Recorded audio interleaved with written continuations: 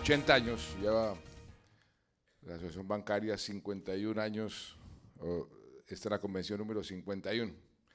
Yo creo que yo debo ser el funcionario que más ha asistido a estas convenciones, como ministro de Comercio, como ministro de Hacienda, como ministro de Defensa, siempre estuve aquí, y como presidente ya en el segundo periodo. Entonces creo que tengo ese récord a mucho honor, porque esta es una asociación muy, muy importante. Siempre he trabajado muy de la mano del sector financiero, siempre he dicho que el sector financiero es la sangre y la savia de nuestra economía, y si le va bien al sector financiero, le va bien a la economía. Y celebro muchísimo este homenaje a José Alejo, por muchos motivos, muchos de ellos personales. Hace más de 50 años iba yo a aprender de José Alejo, de su generosidad, su caballerosidad, la gracia y la contundencia, como derrotaba a sus contrincantes jugando tenis. Allá me plantaba yo, tenía yo 14, 15 años a verlo jugar, y era realmente una delicia la forma como él expresaba ese talante que siempre ha tenido José Alejo en todas sus actividades. Luego, muchos años más tarde, fue tal vez el primer gran empresario en creer en mi carrera política. Me acuerdo, hace más de 25 años fuimos a unos retiros espirituales a Paipa, un grupo de personas, entre ellas José Alejo, y ahí comenzó mi carrera política, y siempre José Alejo estuvo ahí presente y ha estado presente, y por eso tengo una deuda infinita de gratitud. Por eso me complace tanto haberle podido entregar este merecidísimo homenaje, premio que le da la Asociación Bancaria. José Alejo, pues lo dijo el video, y todos los que ahí participaron, pues es un ejemplo de empresario, un ejemplo de ciudadano. Siempre ha estado interesado no solamente en el bienestar de sus empresas, de su familia, sino también del país, con todas las iniciativas que ahí se mencionaron, que no quiero repetir, pero qué bueno, José Alejo, que me haya tocado ese privilegio de entregarle este premio como presidente de la República, porque lo entrego con verdadero cariño y admiración. Y algo que a José Alejo le he aprendido y lo he visto siempre, primero es un gran caballero, tiene un talante excepcional, nunca le he oído comentario ácido, comentario desobligante con nadie, y siempre optimista, siempre pensando en que el futuro puede ser mejor. Y esa visión, esa forma de ser, sí que es importante para una sociedad, para un país, y muy importante para nosotros en este momento, un verdadero ejemplo, porque a veces uno ve una especie de divorcio entre lo que la gente, el sentimiento de mucha gente y lo que dicen las cifras. En la graduación de la última promoción de la Universidad de los Andes, el rector de la universidad le dijo a sus graduandos que había asistido a una anécdota, a una reunión, y contó esta anécdota en Silicon Valley, que un gran ejecutivo le preguntó al otro, ¿por qué es tan optimista? Y el optimista le respondió, porque yo no oigo noticias, yo leo estadísticas. Y eso en cierta forma sucede en este país. Si uno lee las estadísticas, el país va bastante mejor de lo que uno oye en las noticias. Y por eso es tan importante tratar de hacer compatible la percepción con la realidad.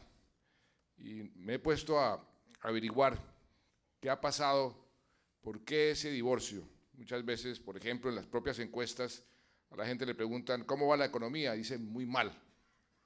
¿Y a usted cómo le ha ido? No, a mí me ha ido bien.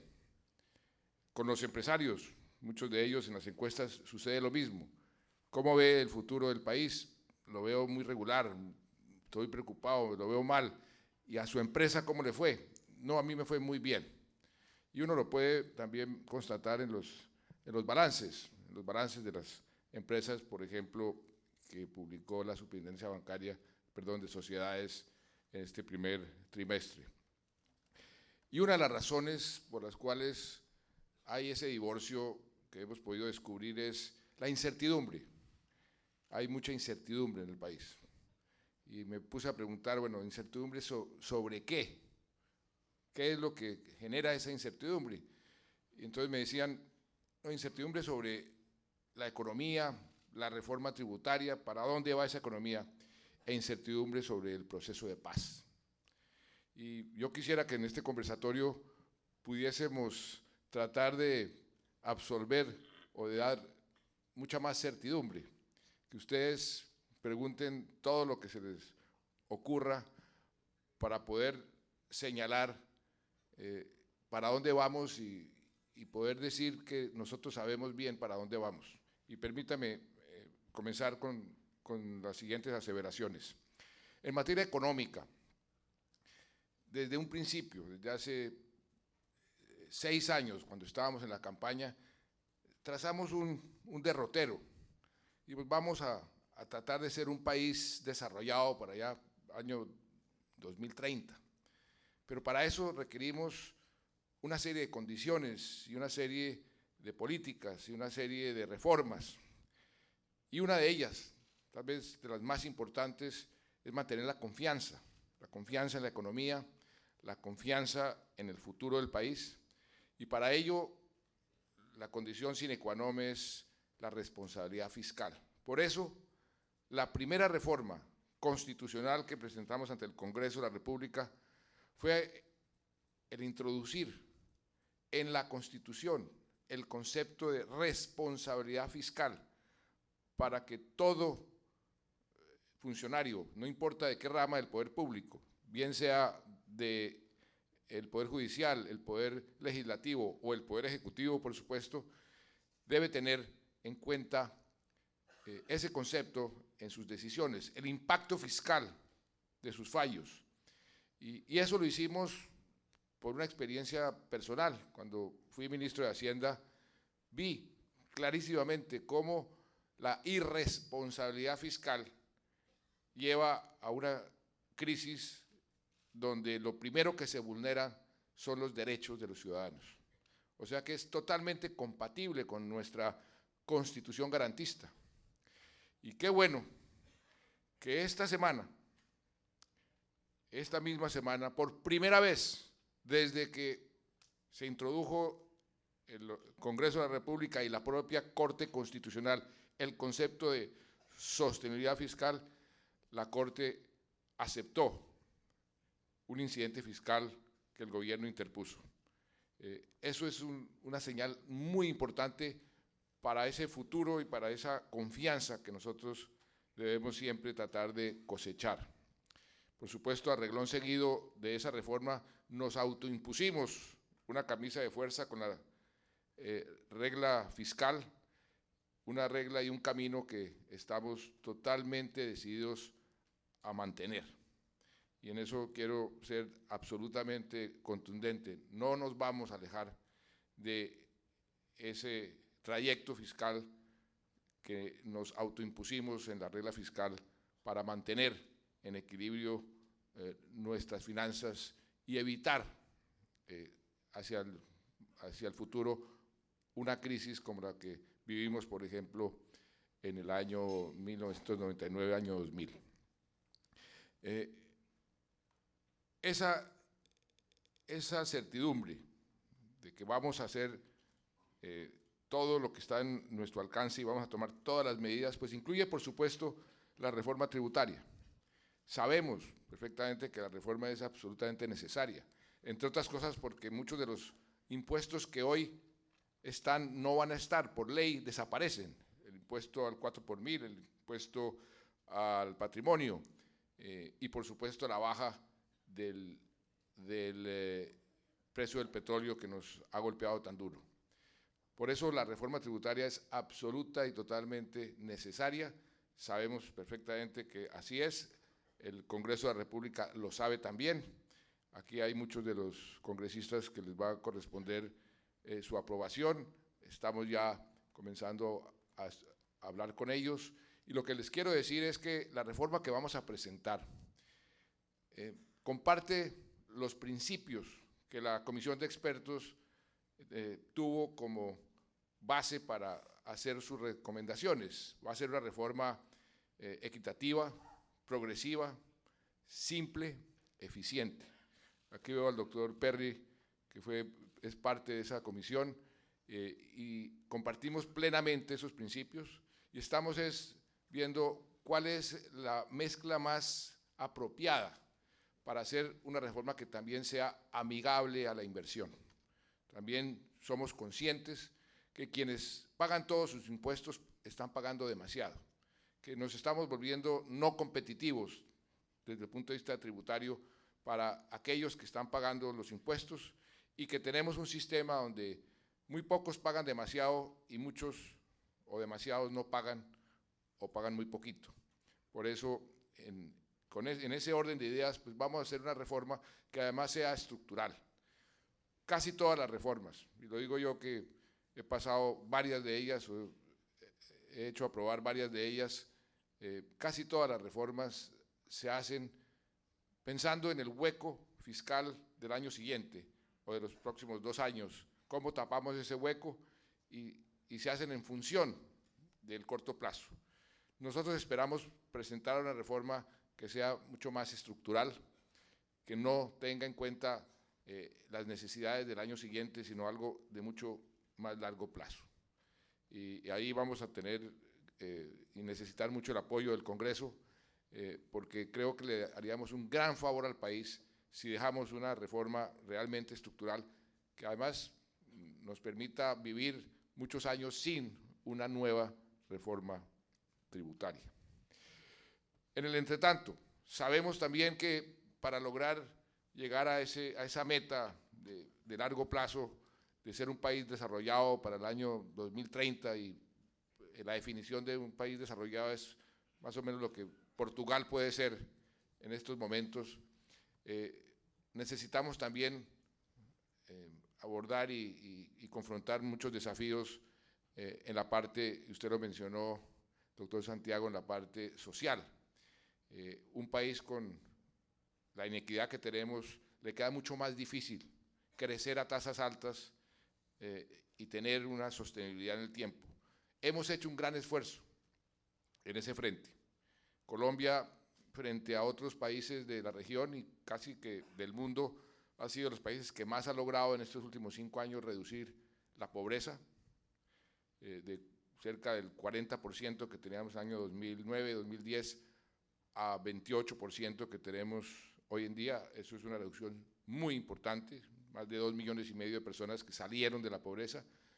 Y algo más importante todavía, y creo que de un contenido social más fundamental, la pobreza extrema la hemos logrado reducir a la mitad de lo que la encontramos.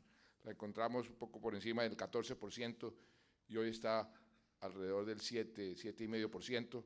Y creemos que podemos cumplir con el objetivo de erradicar totalmente la pobreza extrema, inclusive antes del año 2025, que nos habíamos propuesto para eliminar la pobreza extrema, si continuamos con esa tendencia que llevamos hasta ahora. Usted mencionaba el empleo, Santiago, y compartimos plenamente esa preocupación, y es la preocupación de la mayoría de los colombianos. Cuando uno le pregunta a los colombianos cuál es su mayor preocupación, salen 2 palabras: seguridad y empleo. A veces empleo primero, a veces seguridad primero. Y en el empleo también hemos hecho un gran esfuerzo porque prácticamente todas las decisiones que tomamos en el gabinete y las políticas tienen en cuenta su impacto sobre la pobreza y sobre el empleo.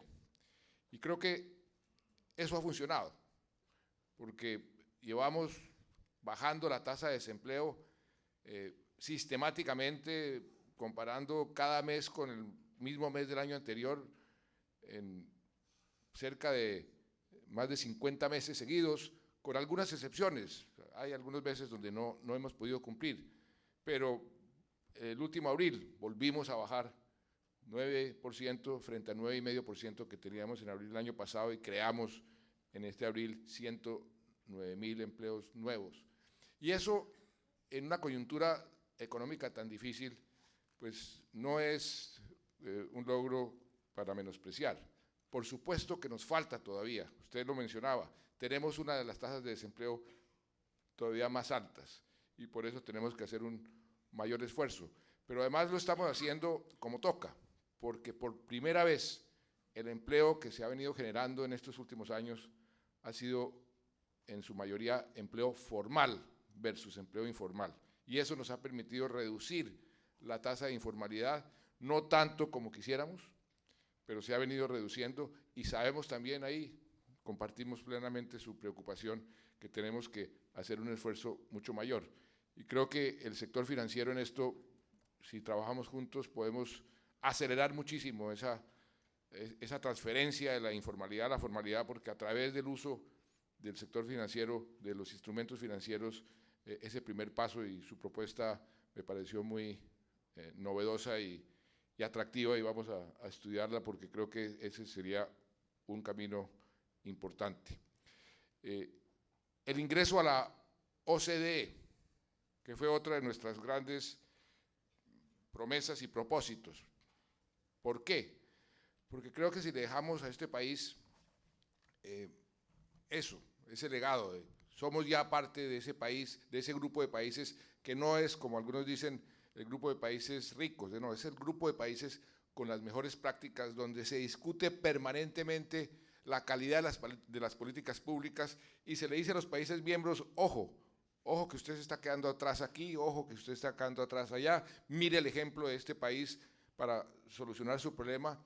Y es una especie también de camisa de fuerza, ya no en lo fiscal, sino en la calidad de las políticas públicas, las políticas sociales, la política de educación, la política de salud, y eso creo que si nos admiten, y yo espero que a más tardar a mediados del año entrante, después de un esfuerzo muy grande que hemos hecho, podamos ser miembros plenos, eso para el país, para la confianza y para el largo plazo va a ser muy importante. Cualquier inversionista que vea que Colombia realmente va a ingresar a la OCDE, va a invertir con mucha más confianza, porque sabe que vamos a tener que actuar con responsabilidad hacia el futuro. No me quiero prolongar en la parte económica, creo que Mauricio les hizo una exposición sobre cómo nos ajustamos a un choque muy violento en la baja del precio del petróleo, un choque que nos ha costado muchísimo en materia de ingresos, pero que creo que en esa política que hemos llamado de austeridad inteligente, mezclando el pragmatismo con los principios, hemos podido sortear esa situación e inclusive con mucho orgullo podemos decir que los analistas internacionales, el Fondo Monetario, el Banco Mundial, la propia OCDE nos dice lo que Colombia hizo para ajustarse ha sido realmente de texto, para estudiar, para mostrar, porque en poco tiempo nos ajustamos, nos seguimos ajustando porque todavía estamos sufriendo las consecuencias de ese choque, pero nos ajustamos sin sacrificar demasiado el crecimiento ni nuestras políticas sociales. Yo creo que eso es muy importante. El crecimiento de Colombia sigue siendo un crecimiento comparativamente muy bueno. Si nos comparamos con nuestro propio crecimiento en los últimos años, pues sí, nos tocó reducir el crecimiento, estamos en una coyuntura regional y mundial muy difícil, pero a pesar de eso, yo sigo sosteniendo y estoy seguro que vamos a crecer este año alrededor del 3%, las cifras de esta mañana del 2,5%, me dan también cierto optimismo para decir vamos a crecer por el 3 o más. Esa cifra del 2,5% tiene las siguientes características. Es el primer trimestre de los alcaldes y gobernadores, y ningún alcalde y ningún gobernador y ningún gobernante ejecuta en los primeros 3 meses recién posesionado. En segundo lugar, el fenómeno del Niño, que le pegó al sector agropecuario muy duro. En tercer lugar, la parte estacional de el número de días de trabajo y la Semana Santa. Esos factores, más otros que hemos venido, que no quiero entrar en detalles, pero nos da pie para ser optimistas de que el crecimiento del país va a ser del 3% o inclusive un poco más, ojalá, si sigue aumentando aspectos como la industria, usted hablaba de la vivienda, la construcción, y si aceleramos un poco la puesta en marcha de las 4G, que todavía no han impactado como van a impactar, y van a impactar en forma importante el crecimiento cuando todas esas concesiones comiencen realmente a construirse. Ya han comenzado muchas de ellas en su parte preliminar, pero eso es como una bola de nieve que va a ser mucho más contundente, yo diría que a finales de este año, principios del año entrante. De manera que en la parte económica, sin querer ocultar los problemas y las dificultades, sabemos para dónde vamos y creemos que vamos bien. La parte internacional, estoy de acuerdo que ese es un motivo de preocupación, el desbalance externo, pero ahí también estamos haciendo un gran esfuerzo.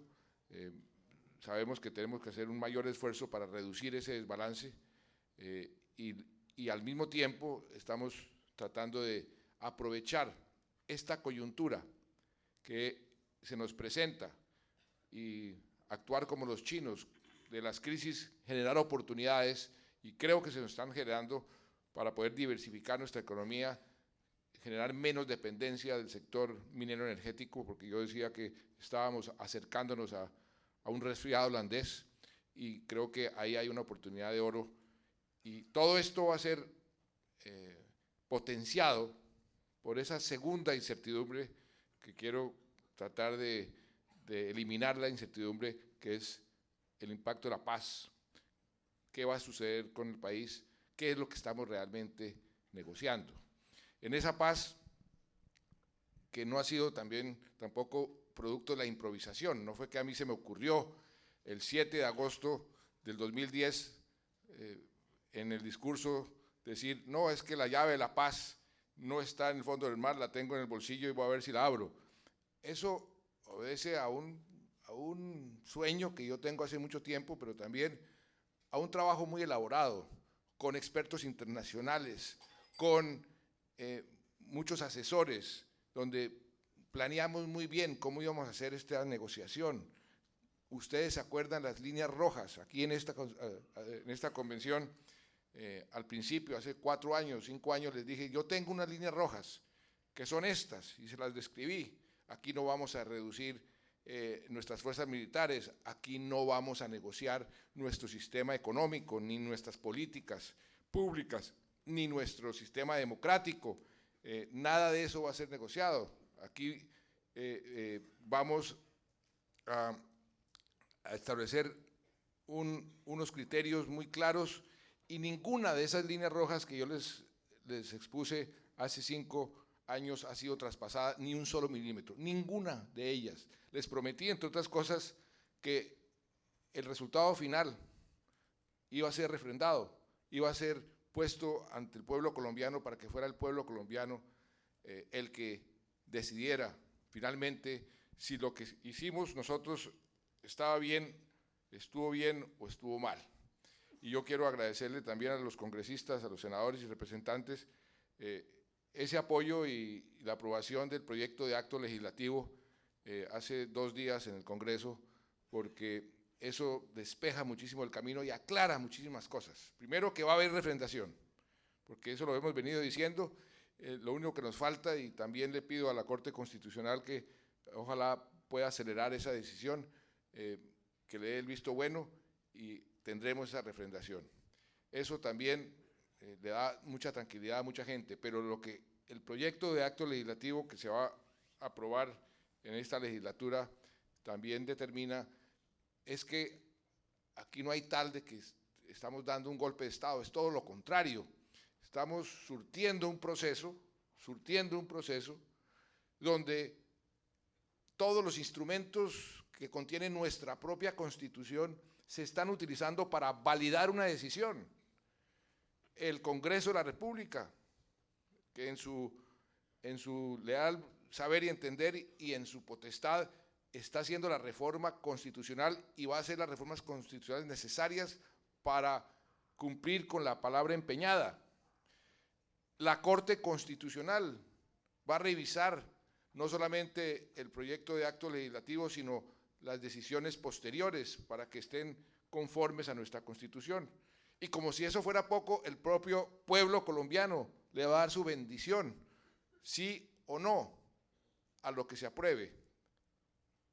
¿Qué decisión de Estado tiene tantos filtros y tantas instancias? Ninguna. Entonces, hablar de golpe de Estado, pues no tiene ningún sentido realmente.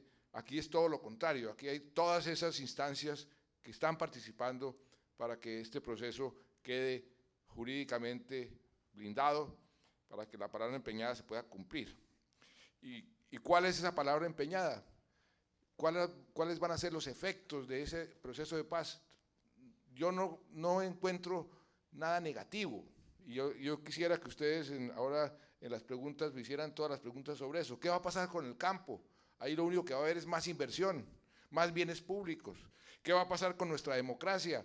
Lo que se está negociando es lo que todas las democracias del mundo están discutiendo permanentemente, cómo las vamos fortaleciendo y profundizando. Las democracias son todas imperfectas y hay que tenerlas como las empresas en un proceso de mejoramiento continuo. El narcotráfico, por primera vez en 40 años que llevamos luchando contra ese flagelo que tanto daño nos ha hecho, vamos a poder ser efectivos en la sustitución de cultivos, porque por primera vez no vamos a encontrar los fusiles de las FARC esperando a nuestros soldados y a nuestros policías para asesinarlos como patos, o minas antipersonal para volarle los pies a los erradicadores. Las víctimas, por primera vez en el mundo, y ese es uno de los motivos por los cuales el mundo entero está apoyando tanto este proceso, se ponen las víctimas, que hay muchas de ellas, cerca de 8 millones, en el centro de la solución de este conflicto. Sus derechos, su derecho a la verdad, su derecho a la justicia, su derecho a la no repetición y a la reparación. Ya llevamos cerca de 600.000 víctimas reparadas. El país que más ha reparado en la historia del mundo no ha reparado ni el 20% de lo que nosotros ya hemos reparado, ni el 20%. Y la justicia, no hay tal que esta es una paz con impunidad. ¿A quién se le puede ocurrir decir que es una paz con impunidad cuando se establece por primera vez también en la historia de los conflictos armados que se resuelven por una vía negociada, se establece una justicia? La primera vez que una guerrilla entrega sus armas para someterse a esa justicia. ¿Y cómo se somete? Pues los máximos responsables van a ser investigados, juzgados, condenados y sancionados. Y cumple con todos los estándares internacionales, cumple con todos los estándares del Tratado de Roma, de la Comisión Interamericana de Derechos Humanos. Ya eso lo tenemos perfectamente revisado. O sea que, ¿de dónde nace esa aseveración que esta es una paz con impunidad? Paz con impunidad todas las que se hicieron en ocasiones anteriores, pero esta no, y tiene eso también de sui generis, de especial. Por eso, lo que yo creo es que cuando terminemos las negociaciones, que espero que sea muy pronto, estamos en este momento negociando, es cómo se van a desarmar las FARC, en dónde se van a concentrar para ese desarme, cuánto va a durar ese desarme, que va a durar meses, y a quién le van a entregar las armas y cómo se van a entregar. Y el día que firmemos, queridos banqueros, el día que firmemos, que creo que va a ser pronto, las FARC desaparecen las FARC.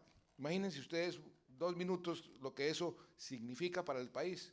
Todos nacimos o vivimos o hemos estado en permanente guerra con las FARC durante todas nuestras vidas. A mí, inclusive algunos me dicen, algunos de la oposición, de que soy miembro de las FARC. Lo dijeron en el debate de hace 2 días. Si la persona que más duro le ha dado en las FARC en toda su vida, en la vida de las FARC, perdónenme la falta de modestia, ha sido yo. El que más duro les ha dado. Pero es por eso mismo que estamos negociando, pero es que uno no negocia con los amigos, sino negocia con los enemigos.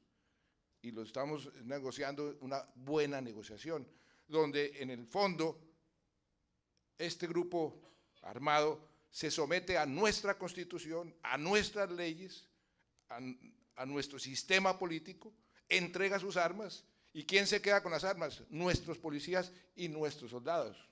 Ese es el resultado final de todo este proceso, que lo estamos haciendo con dignidad, porque así es como se resuelven estos conflictos armados, dándole dignidad a la contraparte para que salga dignamente, y eso es lo que estamos ofreciendo, no más. De manera que cualquier incertidumbre que tengan sobre el proceso de paz, pues yo quisiera que me la expresaran, cualquier pregunta, cualquier duda, porque yo quisiera que de esta convención, doctor Santiago, ustedes quedaran absolutamente tranquilos, que lo que estamos negociando es una buena negociación, algo que le va a convenir enormemente al país. Hay fila india de empresarios que están esperando a que firmemos para venir a invertir, entre otras cosas porque muchos de ellos dicen, mientras sea Colombia un país con conflicto armado, pues no vamos a Colombia. Inclusive los turistas, aquí en Cartagena, querido alcalde, aquí se van a incrementar muchísimo apenas firmemos, porque el travel warning solamente de Estados Unidos a muchos les impide venir a Colombia a muchos sitios que hoy están vedados. Con esta cortísima introducción, yo quisiera abrir este conversatorio, doctor Miguel. Como dicen, no hay preguntas indiscretas, lo indiscreto son las respuestas. De manera que pregunte lo que quiera y como quiera. Presidente, muchas gracias por su intervención, muchas gracias por acompañarnos hoy, muchas gracias por el optimismo en nuestro país. Quisiera aprovechar estos últimos comentarios que está haciendo. No escuchamos al doctor Mauricio Cárdenas hablar de cuánto cuesta la paz. En los proyectos de estabilidad fiscal no vimos el costo de la paz, son 7, 8 millones de personas que se han tenido que trasladar de sus casas. No sabemos cuánto cuesta, sabemos que vamos a hacer una reforma tributaria y es verdad que los inversionistas van a entrar al país.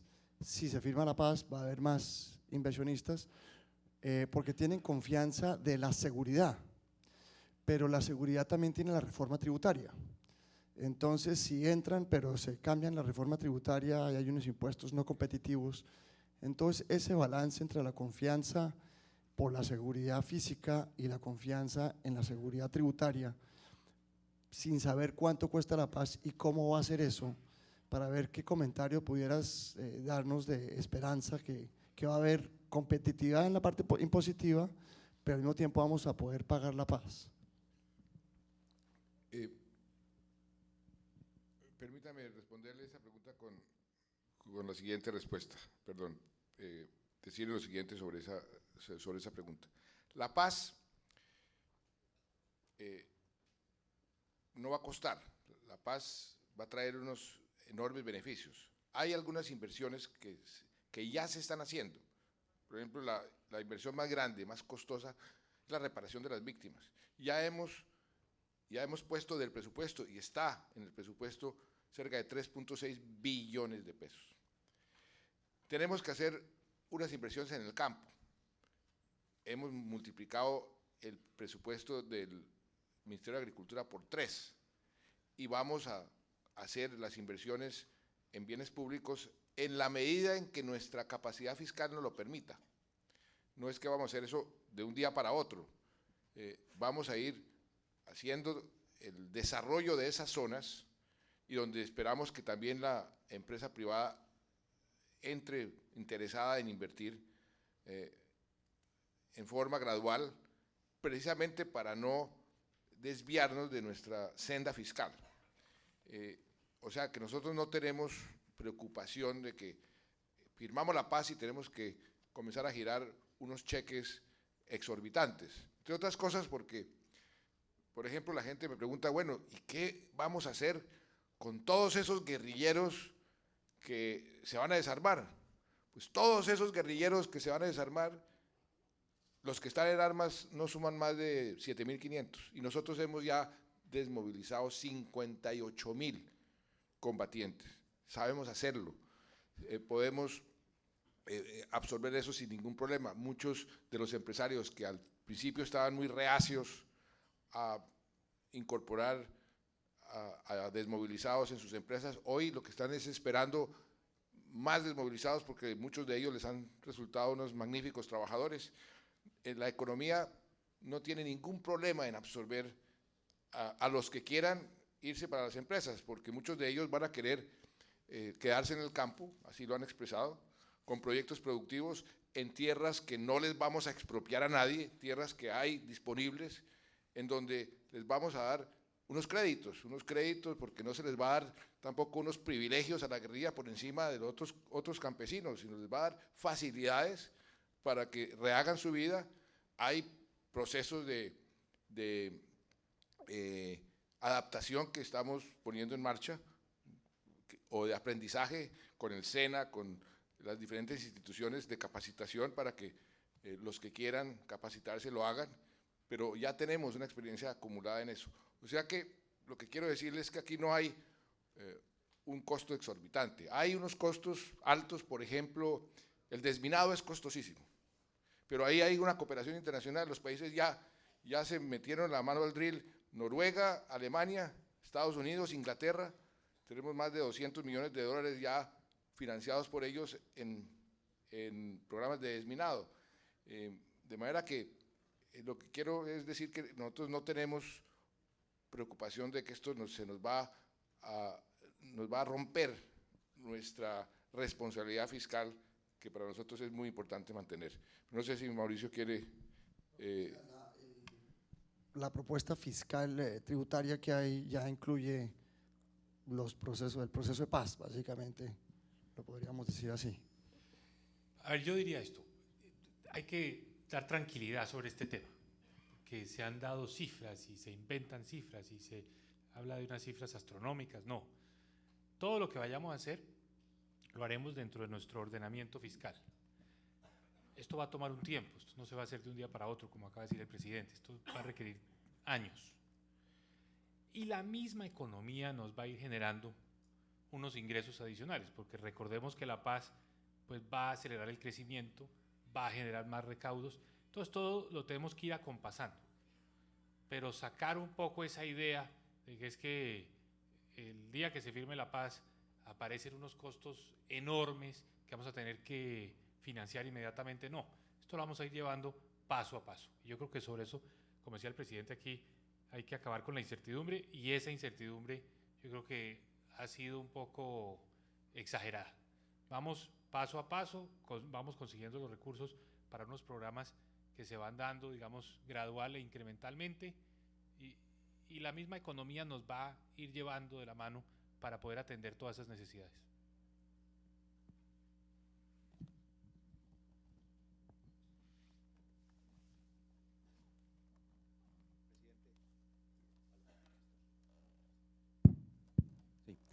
Presidente, en esa misma línea, el primer punto que se acordó con las FARC acerca del tema del campo, tiene considerada un tema catastral en el campo, que es una preocupación, digamos que es una deuda que tiene el país sobre el inventario de tierras, el uso de tierras, y que es importante para ese tema del desarrollo del campo, que es un proceso fundamental para consolidar la paz. ¿Qué ha pensado el gobierno de ese proceso, del tema de avalúos, del tema de la formación de ese catastro de las zonas rurales para lograr ese desarrollo tanto de las zonas para los campesinos como para el desarrollo de agroindustria, que es fundamental para la consolidación de un proceso de paz sobre unas bases sólidas? Mire, doctor Mora, buena pregunta y eso me permite decir algo adicional. Mucho de lo que se negoció son cosas que tenemos que hacer de todas formas, con o sin FARC, ¿no?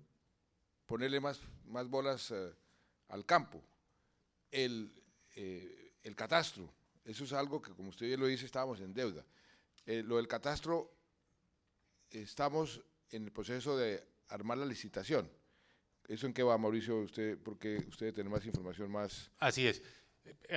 Como recordarán los congresistas aquí presentes, en el Plan Nacional de Desarrollo creamos la figura de un catastro multipropósito, que es un nuevo sistema con el que vamos a hacer, digamos, la evaluación de todos los predios, especialmente los predios rurales en el país, que nos permita pues, mejorar el aprovechamiento y la utilización de esos predios, con un mejor diagnóstico de para qué sirven, pero sobre todo cuánto pueden valer y que sean los mismos predios que con su aprovechamiento generen unos ingresos económicos y fiscales. Ese catastro multipropósito, hay varios gobiernos que se han querido unir haciendo aportes de conocimiento, tecnología y recursos para que lo podamos contratar en una primera, digamos, una primera versión, no todo el país inicialmente, pero sí unas primeras zonas este año, presidente. Sí, y este es uno de los trabajos o de los desafíos que está sufriendo una metamorfosis muy, muy rápida por la tecnología. Va a ser mucho más barato hacer el catastro ahora con utilizar los drones, con ciertos FLIR que tienen unas características especiales, entonces se va a reducir enormemente el catastro, pues levantar el catastro, porque la tecnología en eso está avanzando muy rápido, pero no podemos esperar y ya tenemos que lanzarnos al agua con la tecnología que tenemos más reciente.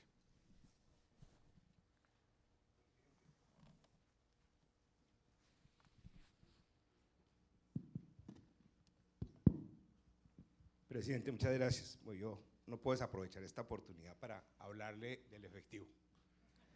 Entonces, primero pues quiero decirle que la necesidad de la reducción del uso del efectivo en el país ya cuenta con los mecanismos, como decía Santiago en su intervención, para atender la demanda en la transaccionalidad para que los colombianos compremos bienes y servicios. Adicionalmente, hasta tiene una ventaja ecológica, porque pues, al hacer los billetes pues, también se están tumbando árboles, hasta de salud pública, los billetes transmiten enfermedades, mientras que los medios electrónicos todavía no se ha probado que transmitan enfermedades. Primero decirle que se requiere un acuerdo como de todo el establecimiento, ojalá un acuerdo como la ley fiscal, en el cual nos comprometamos todo el establecimiento a hacer una reducción del uso del efectivo en la economía, en el tiempo. Esto tomará su tiempo, ya lo han hecho varios países. Suecia ya en pocos años no va a tener efectivo, algunos países, inclusive países en vía de desarrollo, ya han tomado la decisión de reducir el uso del efectivo en la economía. Entonces, una propuesta de que nos comprometamos, ojalá por ley, con fuerza de ley, en ese acuerdo que es de todo el establecimiento, no solo el gobierno, los bancos, la empresa privada, el comercio. Y otra solicitud, el impuesto del 4 por 1000. Yo sé, y aquí está el doctor Santiago Rojas, y es muy cómodo recaudar el impuesto del 4 por 1000 y lo entiendo, y cuando uno es recaudador, pues tiene que buscar esos mecanismos, y es difícil una vez que está acostumbrado a tener ese recaudo, pues renunciar a este recaudo. Pero es antitécnico, o por lo menos no conveniente, y si bien las personas naturales tienen una exención hasta 10 millones de pesos al mes, entonces que no debería haber un efecto en la mayoría de los colombianos, sí en las empresas, sobre todo en las empresas que tienen una alta rotación. Entonces les impacta muchísimo el 4 por 1000 y no es técnico. Decía el doctor Mauricio que quieren una reforma estructural que sea un legado, que no quede ese legado del 4 por 1000, yo creo que sería una cosa bien importante.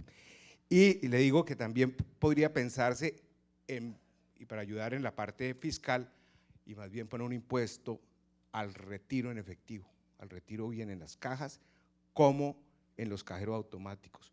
y puede ser de más que del 4 por mil, eso sí teniendo en cuenta que, digamos, se tenga un tope máximo de, no sé, 5 millones de pesos o 10 millones de pesos al mes para que las personas de menos ingresos no tengan ese impacto del impuesto.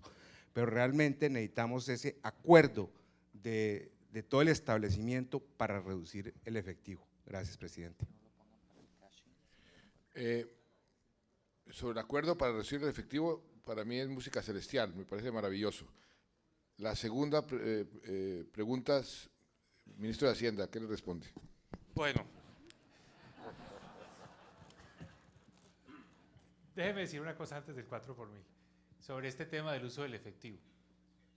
No podríamos estar más de acuerdo porque en la medida en que las transacciones se hagan con medios de pago, digamos, diferentes del efectivo, medios de pago electrónicos, digitales, transacciones financieras, se le facilita a la DIAN la tarea de fiscalización, porque hay trazabilidad.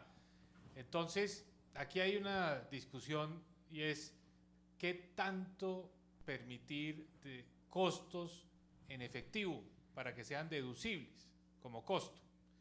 Y ese es un tema que seguramente pues, se va a reabrir y es importante insistir en que no todos los costos, no todas las facturas que se dice que se pagaron en efectivo se puedan considerar deducibles, porque eso es lo que nos permite entonces pues, ir induciendo un poco más los pagos a través del sistema financiero y le facilita la tarea a la DIAN. O sea que en eso estamos totalmente de acuerdo y esa es una tarea.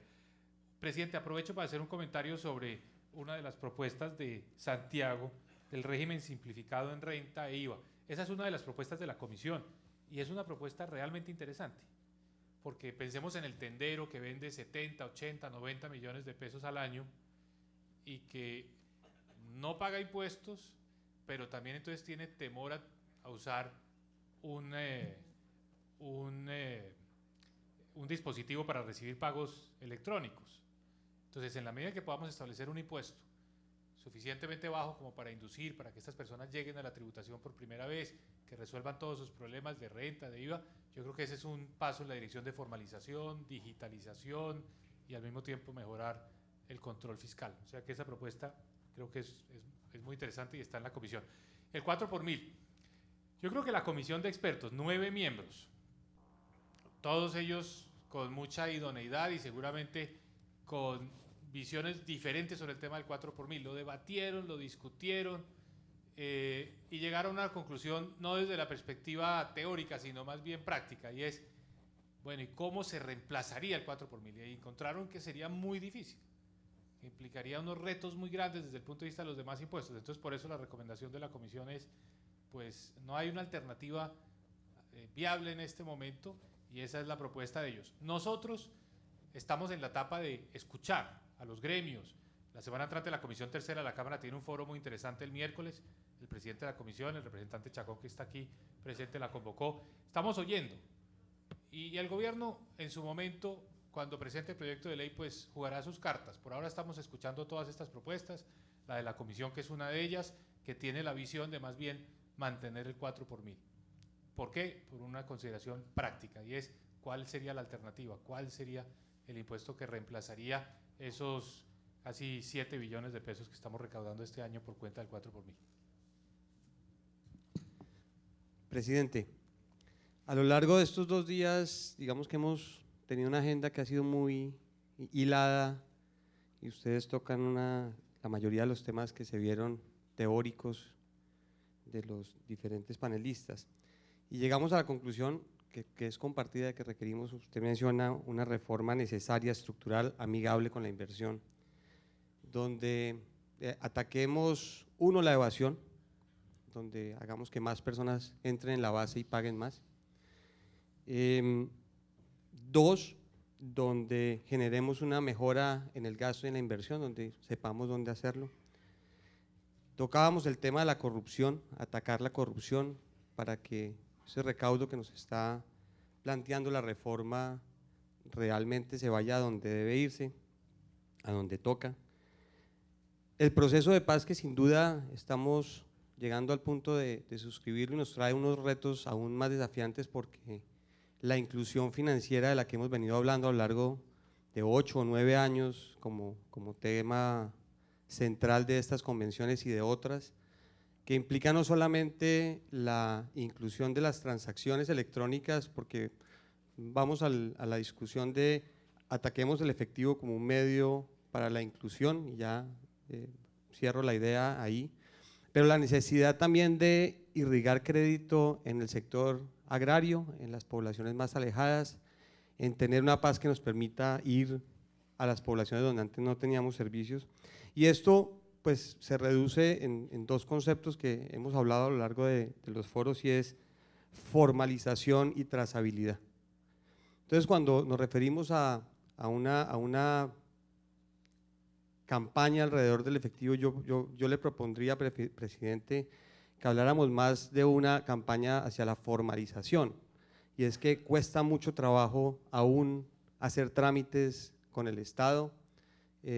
Tenemos tecnologías que nos permitirían hacerlos mucho más rápidos, eliminando corrupción y haciendo más trazables las operaciones, y le pondría un punto esencial para ese proyecto de formalización, para que lo evaluemos y lo propongamos entre la asociación y el gobierno, y es no sencillamente atacar el efectivo, sino propender por el uso de otros medios. Hay entidades territoriales, recaudos de impuestos, donde no se permite el pago del impuesto con una tarjeta de crédito o un medio electrónico. No hay necesariamente que obligar que el ciudadano pague con ese medio, pero sí facilitarlo. Pagos de gobierno a personas, pago de personas a gobierno. Y parte del proceso que se nos viene en el post-conflicto, pues tiene ese reto, con uno adicional que quisiera preguntarle, presidente. Usted lo mencionaba en una intervención que hizo hace unos días, y es que va a ser más fácil negociar el proceso de paz en el tema de penas que en el tema de capitales. Los capitales que tiene la guerrilla seguramente en algunas caletas, y que pues van a intentar entrar al sistema financiero. Bueno, nuevamente, yo soy totalmente partidario de lo que ustedes están proponiendo, de avanzar mucho más y ojalá en forma acelerada en el uso de los instrumentos financieros y de todos los medios técnicos para poder incorporar más y más personas y también ir disminuyendo el uso del efectivo. Usted menciona algo muy importante, la lucha contra la corrupción y contra la evasión. Ahí, en la medida en que reduzcamos el uso del efectivo, vamos a ser mucho más efectivos en la lucha contra la corrupción y en la lucha contra la evasión. Entre otras cosas, la paz también va a ayudar mucho. Hay una correlación clarísima entre países en conflicto y corrupción. La guerra siempre genera corrupción, por algún motivo, pero así es.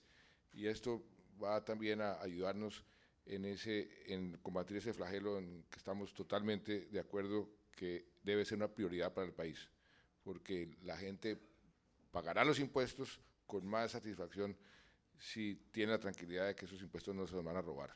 En eso estamos totalmente de acuerdo con ustedes. Los capitales de las FARC. Mire, yo lo he dicho clarísimamente. Yo vengo persiguiendo esos capitales hace 10 años. Lo he hecho con las agencias de inteligencia más sofisticadas del mundo, con la CIA, con la DEA, con MI6, con la Mossad, con la colaboración de muchos países, Suiza, Estados Unidos, Inglaterra, y no hemos podido encontrar esos capitales inmensos que dicen que tienen las FARC, no los hemos podido encontrar. Los seguimos buscando y los seguiremos buscando, y ellos lo saben. Ellos saben perfectamente que donde les encontremos una caleta o algún paraíso fiscal donde tengan cuentas, inmediatamente quedan incautados. Y eso no va a terminar el día que firmemos, eso va a continuar ad infinitum. Vamos a perseguir esos capitales hasta el último momento, de manera que ahí vamos a seguir. Ellos dicen que no lo tienen, que ellos hicieron unas inversiones muy grandes en su aparato militar, que eso era muy costoso, y dicen que no tienen. Yo no les creo, yo creo que sí tienen. Entonces hay que seguir buscando, y ojalá los bancos también nos ayuden. De pronto en algún momento los encontramos, y si los encontramos los incautamos. Presidente, digamos que hoy el doctor de la Calle nos comentaba en su intervención que una cosa es la firma del acuerdo y otra cosa distinta es la paz, una cosa que es bastante clara. Y también nos incitaba, ¿no? Decía el sector financiero y el sector real, en definitiva, tienen que hacer una colaboración muy importante en el proceso ya como tal de reconstitución, de paz y demás, ¿no? Yo creo que echo en falta un poco, y es por las discusiones que se ven, un poco dónde está el colombiano al final detrás de esto, ¿no? Porque evidentemente las empresas tienen un rol, pero las empresas son personas. Y hay dos tipos de personas. En definitiva, los que están sufriendo de alguna forma los embates del conflicto en directo, que tienen un valor claro y percibido, una percepción clarísima y una valoración muy real de lo que significa el conflicto y, por lo tanto, pues, tiene una posición mucho más clara. Y luego estamos los que de alguna forma pues lo vivimos en una nebulosa, ¿no? Tenemos una nebulosa alrededor, sabemos que se acaba trasladando al final la discusión de los temas muy macro, ¿no? Entonces, ¿qué vamos a hacer? O sea, ¿qué habría que decir a ese colombiano que está en la nebulosa, los que estamos en que nos afecta a los temas macro, en qué va a cambiar la vida realmente? O sea, ¿qué tendríamos que decir a la gente? ¿En qué va a cambiar realmente la vida? Porque la gente está preguntando eso, la gente pregunta, ¿no? Y la gente dice, ¿pero en qué va a cambiar mi vida al día siguiente de que se firme la paz? Digo, no evidentemente los que están ante los embates directos del conflicto, sino los que estamos en esa nebulosa un poquito más protegidos de alguna forma. Bueno, yo podría hablarle durante horas sobre eso. Sé que muchos de ustedes están ansiosos de irse a cambiar, a ver el partido. Vamos a ganar hoy, además hay que ser optimistas, vamos a ganar, así sea el país anfitrión. Pero en eso, ¿qué va a cambiar? ¿Qué va a cambiar para una ama de casa en una ciudad, por ejemplo? Esa ama de casa, ¿qué le preocupa hoy en día? Que sus hijos, de pronto, si van al parque, los atraquen. La paz va a permitir que muchas de esas personas que están en los cinturones de miseria, que se fueron desplazados a esos cinturones de miseria y que no encuentran empleo y se dedicaron a robar, puedan regresar a esos sitios. O sea, se va a descongestionar en alguna medida esos cinturones de miseria, y eso tiene una repercusión directa sobre la seguridad de los hijos de esa señora. La otra señora que le roban el celular, o que tiene una finquita y después va allá y vienen unos atracadores y llegan a la finca y la amarran y le roban todo. Pues resulta que nosotros tenemos miles de soldados y policías en este momento dedicados a cuidar nuestra infraestructura y dedicados a la guerra. Solamente en el Caguán tenemos 14.000 soldados, 14.000. Y un número no parecido, pero un número muy importante de policías allá en el Caguán. Pues esos policías y esos soldados los vamos a poder refocalizar para darle más seguridad a las ciudades y al campo colombiano, que está exigiendo más seguridad. Eso es otra forma de ver cómo le cambia la vida. El desempleado, que hoy está buscando empleo, o el que está empleado y está nervioso porque va a perder su empleo. La inversión adicional que llega le va a asegurar o le va a dar más oportunidades de conseguir ese empleo o de mantener el empleo que tiene. Eso es algo también muy importante. Pues, ¿qué tal que el momento en que firmemos se acaba las FARC? Eso es algo que, por eso les decía que tenemos todos que asimilar. ¿Se acaban las FARC? Sí, se acaban las FARC. ¿Desaparecen las FARC? Sí, desaparecen las FARC, porque las FARC se llaman Fuerzas Armadas Revolucionarias de Colombia. Pues ya van a tener que entregar hasta la última pistola. No van a estar armadas. Entonces, se elimina un foco de violencia que ha generado unos costos inmensos desde todo punto de vista, desde el punto de vista social, económico, inclusive desde el punto de vista moral, porque la guerra va denigrando a las sociedades y nosotros nos hemos vuelto indiferentes ante muchas de las cosas que esta guerra produce todos los días, y eso tenemos que recuperarlo, y todo el odio que ha generado y esa sed de venganza que ha generado, todo eso tenemos que irlo cambiando, Eso no va a ser un proceso de un día para otro, pero tenemos que comenzar. Volvernos un país normal, como el resto de los países que no tienen una guerra, que no tienen un conflicto armado, que sé que en las ciudades y en los últimos meses, inclusive en muchos sitios del campo, tampoco se ha sentido, y la gente se le olvida, pero hagan un poco de composición del lugar sobre cómo fue la guerra, qué era lo que nos preocupaba hace unos años. Aquí en Cartagena, me acuerdo que cuando yo llegué al Ministerio de Defensa, las carreteras estaban todas cerradas, porque por cuestiones de seguridad no se podía. Los Montes de María, aquí al lado, en Bolívar, donde vamos a ir con el gobernador a la Vuelta a Colombia, allá no se podía ir, y no se podía ir a tantos sitios de Colombia, que hoy vamos a poder ir. Ayer, antes de ayer, estuve en la Macarena. Allá, cuando yo llegué al Ministerio de Defensa, en la Macarena no había efectivo, había coca, y las transacciones eran con coca, y las cédulas de las personas no eran expedidas por la registraduría, eran expedidas por las FARC. Y yo me monté en un carro que era el Mono Jojoy, y el Mono Jojoy usaba Cañocristales como su country club. Esa era la guerra que teníamos. Y a eso podemos volver, si este proceso llega a fracasar, porque esta gente no está debilitada, pero no está derrotada. Entonces, eso es lo que hay que entender bien, por qué es tan importante lo que estamos haciendo para el futuro de nuestros hijos y nuestros nietos. Y con eso, pues, quiero agradecerles mucho, porque yo sí tengo que regresar a Bogotá y sí quiero ver el partido. Entonces, agradecerles a todos esta oportunidad.